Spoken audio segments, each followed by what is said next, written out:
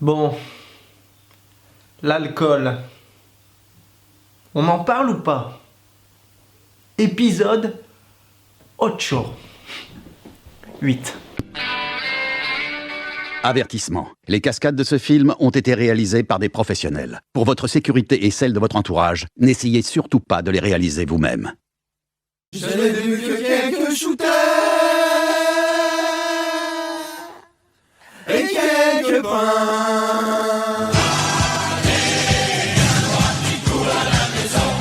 Désolé pour hier soir d'avoir fini à l'envers. Promis, demain j'arrête de Pique, pique, alcool et drame. Bourré, je fume et je plane. J'en ai, je check la chérie préfère l'alcool que moi. Elle s'éclate toute, se déchirer tous les soirs. Buvons à ma santé, que l'on boive avec moi, que l'on vienne danser, qu'on partage ma joie. Je bois systématiquement pour oublier les amis de ma femme. Je bois, mon Dieu, je bois, un peu par habitude, beaucoup de solitude, et pour t'oublier toi, et pour t'emmerder toi, je bois.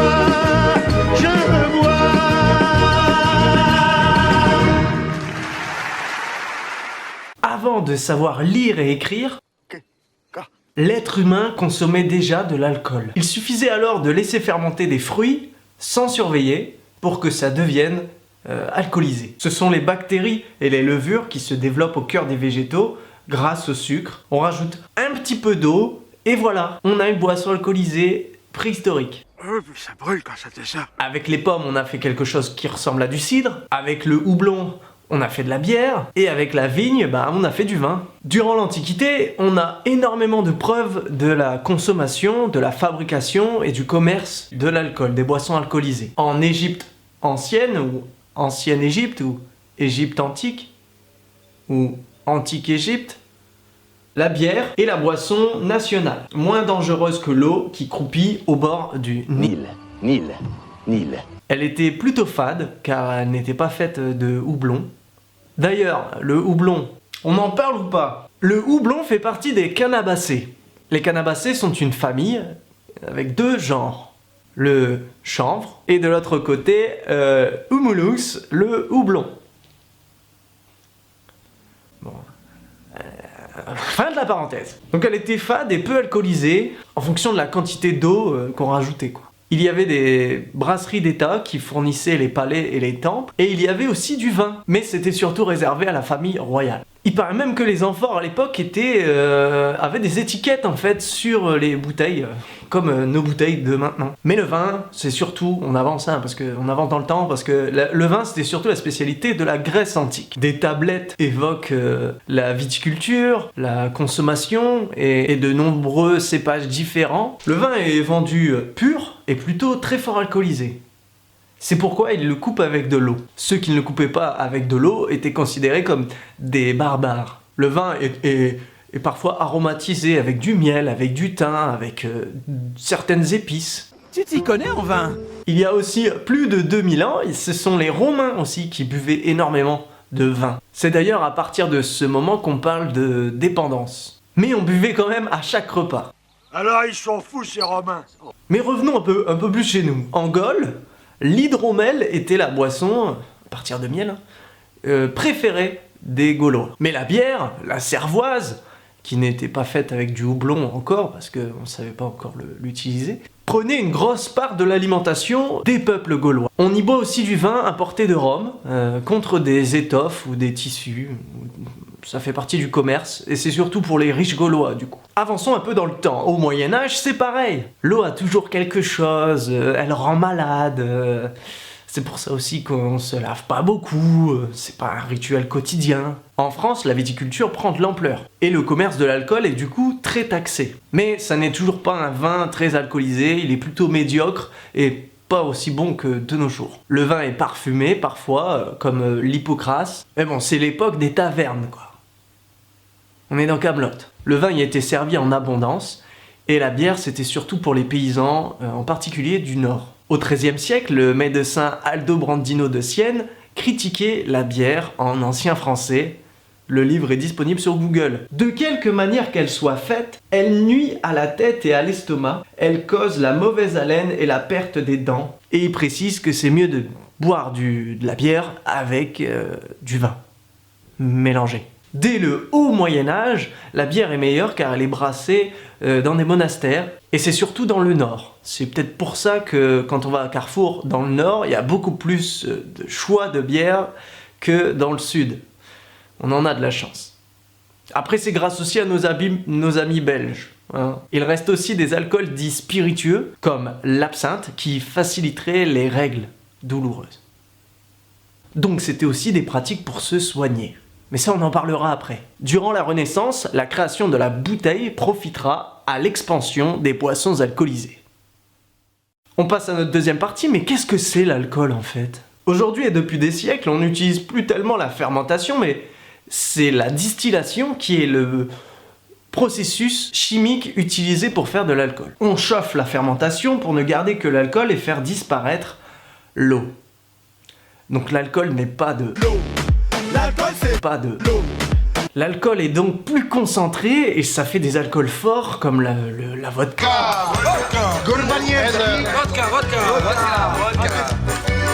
Et le gin, le whisky. Oh, juste un doigt. Vous voulez pas un whisky d'abord? Etc, etc. C'est plutôt naturel donc. C'est tellement naturel qu'on en a trouvé dans l'espace. C'est une réaction chimique assez simple, excepté pour la distillation qui reste un peu toxique si c'est mal fait, voire mortel. En fait, c'est de l'éthanol qu'il faudrait parler. Si l'on en revient à la nomenclature qu'on a vue en physique-chimie au collège et au lycée. L'éthanol est un liquide volatile, incolore et qui a une odeur. Un produit qui a trouvé son utilité dans plein de domaines. Il y a d'abord l'alcool dit éthylique, qui provient de la distillation du vin ou des jus fermentés. Il y a aussi l'alcool dit pur ou absolu, non mélangé à l'eau. L'alcool rectifié, qui est distillé plusieurs fois. L'alcool dénaturé ou modifié, impropre à la consommation et réservé à l'usage industriel ou ménager. Il y a aussi l'alcool solidifié ou à brûler, qui sert de combustible, etc., etc., etc. Il y a plein de sortes d'alcool, il y a de l'alcool partout. C'est un produit qui s'utilise donc comme carburant, comme boisson, comme matière première pour, par exemple, l'acide acétique. C'est ce qu'on retrouve dans certains médicaments, dans les pesticides, dans les colorants, les additifs alimentaires, les vinaigres, les textiles, et aussi comme additif pour l'arôme du tabac. Même dans le tabac, il y a de l'alcool. On utilise l'alcool aussi comme antiseptique, le gel hydroalcoolique, comme solvant qu'on retrouve dans les peintures, les vernis, les marqueurs. Oh la bonne odeur. Oh, il n'y a pas un marqueur qui traîne là. Dans les déos, dans les parfums, même s'il y en a de moins en moins dans les déos. Avant, c'était surtout dans la médecine qu'on utilisait l'alcool pour soigner entre autres la dépression. Ça marche pas. Pour anesthésier avant une opération. Ça marche pas. Et même en tant que sérum de vérité. Vino Veritas. Du Verita Serum. On sait de nos jours que l'alcool a un effet sur le système nerveux central.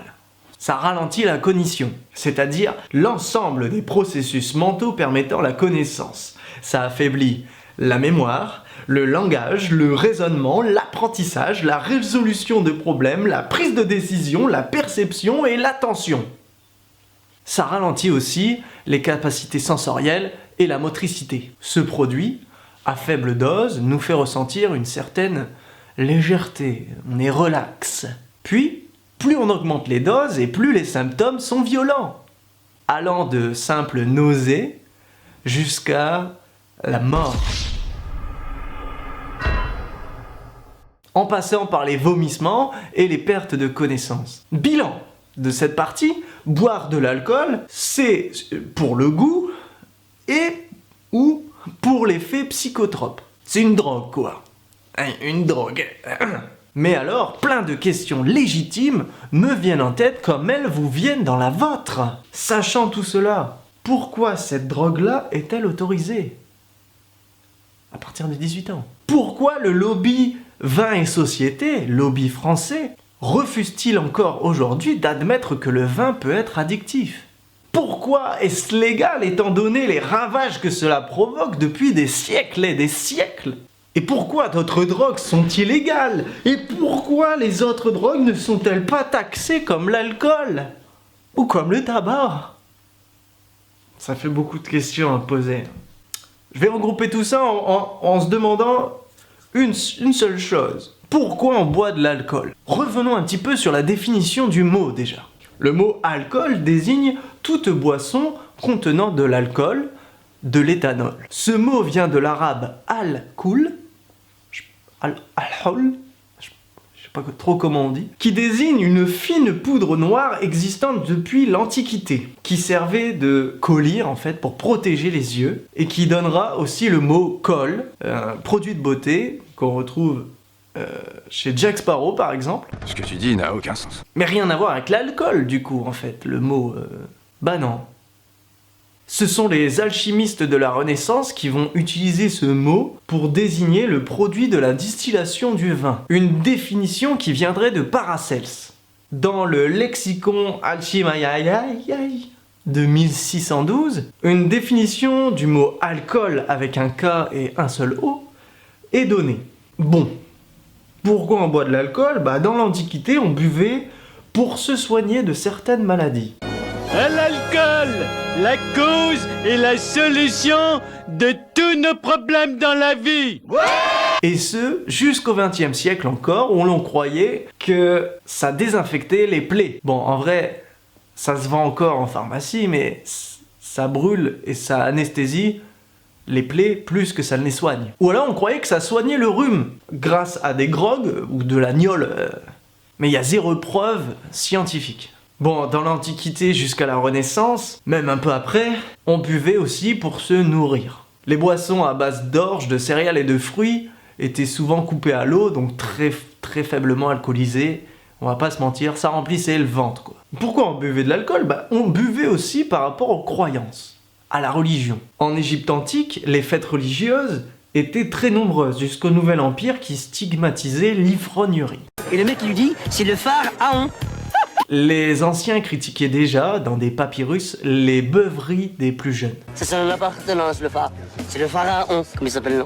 Les fêtes religieuses où l'alcool coulait à flot ne manquaient pas non plus en Grèce antique. On ne boit jamais seul, on boit pour célébrer, c'est un prétexte de vouloir à tout prix se rapprocher de Dionysos, dieu du vin et des excès. Bon, ça reste un simple prétexte. C'est la même chose à peu près chez les Romains, avec les bacchanales. Pour célébrer le dieu Bacchus, on y fait des libations, où on fait des offrandes de vin aux dieux, mais trop boire reste mal vu dans ces sociétés-là. Ensuite, avec la christianisation de la société, ça nous permet de boire à nouveau comme des trous. Le vin représente le sang de Jésus-Christ. Non mais c'est ouf. La vigne est donc sacrée. Mais pourquoi on boit aussi? Bah, c'est surtout pour se divertir et faire la fête. C'est une pratique qui a toujours existé dans les célébrations et qui a toujours été mal vue quand c'était trop ou quand on était seul. Petit bilan de cette partie, on voit bien que de nos jours, rien n'a changé. Aujourd'hui, on boit encore pour faire la fête, pour célébrer toutes sortes de choses qui arrivent dans nos vies. Un anniversaire, un nouveau job, une perte de job, un diplôme, un match de foot ou de tout autre sport. Parce que c'est les vacances, parce que c'est le week-end, parce que c'est l'été, parce que c'est Noël, et parce que c'est l'heure de... L'apéro, on l'a bien mérité, c'est l'heure de l'apéro. Les raisons pour boire de l'alcool de nos jours sont extrêmement nombreuses, mais non valables en fait. Je suis pas là pour faire le rabat-joie, non, vous inquiétez pas. Ouais. Mais on oublie souvent que c'est ultra toxique pour le corps humain. C'est une activité avant tout sociale. Elle permet de resserrer les liens, on fait ça avec des amis, des proches. La substance est addictive, c'est prouvé, il n'y a pas à nier, il y a toujours ce risque-là. Et je dis tout ça alors que moi je bois encore souvent, peut-être trop souvent. D'ailleurs je dis encore santé en levant mon verre et en faisant chin-chin avec tout le monde, alors qu'on sait très bien qu'on se nique la santé en buvant de l'alcool. Et j'ai pas l'impression d'être dépendant, c'est pas que j'en ressens le besoin. Je cherche même pas à être bourré. C'est juste le goût. Bah ouais. À savoir aussi, c'est que bien tenir l'alcool, c'est pas une bonne nouvelle. Ça veut dire que ton cerveau, il est déjà habitué à cet état. Ça s'appelle un phénomène de tolérance. Ton cerveau, il s'est habitué aux dépens de ton système nerveux et de ton système digestif. Aujourd'hui, l'alcool est partout, et la lutte contre l'alcool, elle est partout aussi. Le mot alcoolisme se définit par l'intoxication provoquée par l'abus de la consommation d'alcool. Le mot est apparu dans la langue médicale vers 1852 par le médecin suédois Magnus Huss. On parlait d'alcoolismus chronicus. Après ça, on commence à en parler dans les romans tels que ceux de Zola, avec l'Assommoir, mais l'alcool est devenu un produit important dans l'économie du pays. De nombreuses industries se mettent en place pendant les temps modernes. Et en même temps, l'alcool devient la cause de problèmes économiques et sociaux. C'est pourquoi, durant la Première Guerre mondiale, les États-Unis créent un mouvement anti-alcool, appelé l'Anti-Saloon League, et la prohibition est effective dès 1920, jusqu'en 1933. Un amendement de la Constitution américaine interdit la fabrication, la vente et le transport des boissons alcoolisées dans le but de réduire la consommation et la criminalité. Une mesure soutenue par de nombreux pasteurs influents. Ils suivent en fait le modèle de l'État du Maine qui interdisait l'alcool dès la moitié du 19e siècle. Est-ce que tous les alcools étaient interdits? Bien sûr que non. C'est autorisé et en vente dans les pharmacies. Il paraît même que Winston Churchill, quand il allait aux États-Unis, il avait toujours son ordonnance pour avoir de l'alcool. Et il y a toujours le vin pour les messes. Cette prohibition, elle entraînera de nombreux commerces illégaux, clandestins, et c'est ce qu'on appellera les alcools de contrebande, comme le moonshine, et le crime organisé prendra de l'ampleur, comme le célèbre criminel Al Capone. On s'était fait la promesse qu'un beau jour, on serait puissant. En 1933, Franklin Delano Roosevelt abroge la loi et crée alors de nouvelles taxes. Bah oui, c'est ça la solution. D'une manière générale, la lutte contre l'alcool est née du courant hygiéniste des années 1820. Les médecins allient le savoir médical à un discours moral. Et en même temps, il y a toujours des discours pro-vin, typiquement français, tels que l'association de propagande pour le vin. En France, donc, on a pris beaucoup de temps et de retard comparé aux États anglo-saxons. La lutte contre l'alcool s'est faite surtout par la peur de la dégénérescence du peuple. Dégénérescence du peuple. Plutôt que par un processus libérateur comme dans les autres pays. On est après la Première Guerre mondiale, les poilus sont très fiers d'avoir bu du pinard et d'avoir bu de l'eau de vie qu'ils appellent la gnôle. Néanmoins, les cures de désintoxication évoluent au fil du temps. Après la Seconde Guerre mondiale, toujours en France, la consommation d'alcool est légale dans les écoles. Bière, vin, cidre. Ce n'est qu'en 1954 qu'un certain Pierre Mendès France fera en sorte que les écoliers aient un verre de lait à la récré du matin, luttant contre la dénutrition et l'alcoolisme des enfants. Dans les lycées, l'alcool est banni en 1981. Il y a encore très peu de temps, c'est-à-dire quand mes parents étaient enfants, il y avait ce qu'on appelle la bière de table. Une bière légère, servie pour tous les membres de la famille. Mais aujourd'hui, la lutte contre l'alcool, on en entend beaucoup parler. De nombreuses réglementations existent.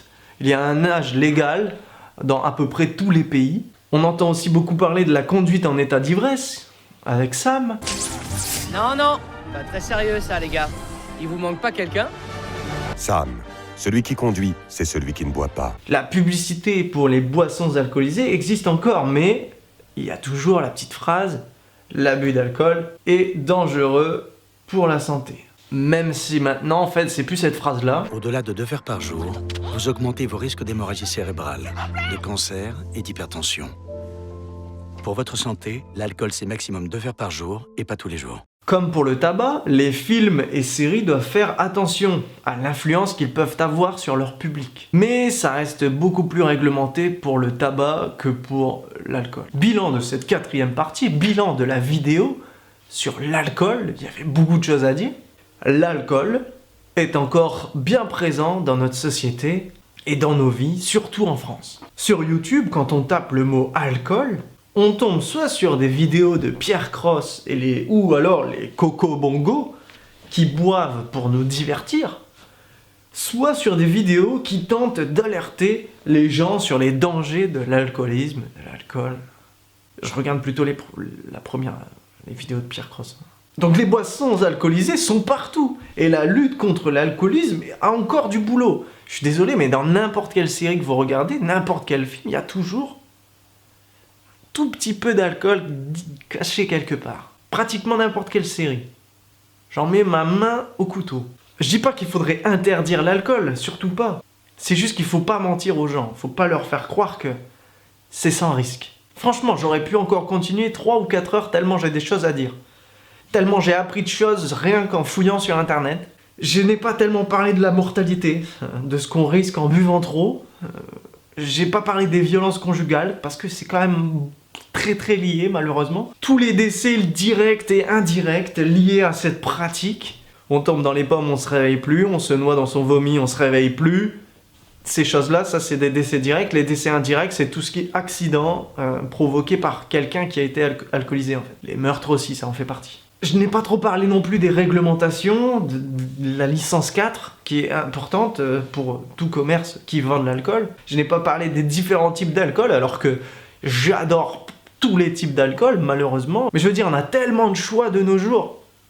Je pense pas que mes ancêtres aient bu autant de différents alcools que moi. Et aussi fort. Parce que maintenant, on a tous les choix, on a tout. J'aurais pu parler aussi des additifs, de ce qui est cancérogène dans les alcools, tous les ajouts, les pesticides qu'il y a dans le vin, et l'impact écologique, donc, j'aurais pu en parler aussi. Mais tout ce que je peux dire, en fait, c'est prenez soin de vous, prenez soin de vos proches, on dort sur place ou on rentre avec un SAM quand on a bu, et tout ira bien. Et surtout, toujours un verre d'eau entre 2 verres d'alcool. C'est la clé d'un réveil sans gueule de bois. J'ai même pas parlé de la gueule de bois, alors qu'il y a tellement de choses à dire sur cette expression. J'ai essayé de faire au mieux, un peu d'histoire, un peu de physique-chimie. J'espère que ça vous a plu, c'était mon retour sur YouTube après des mois d'absence, parce que j'ai la flemme de ouf. À la prochaine, et la prochaine, on parlera de la ville de Calais. Mais là, ça va faire une grosse vidéo. Peut-être, on va peut-être juste se tourner vers les célébrités qui sont nées, ou qui sont nées à Calais. Les Calaisiens qui ont réussi. Ça, c'est intéressant, non? Moi, ça m'intéresse en tout cas. Allez, à la prochaine pour de nouvelles aventures. Et buvez pas trop. C'était pas trop long, j'espère. Arrête de parler, Arthur. C'est tout.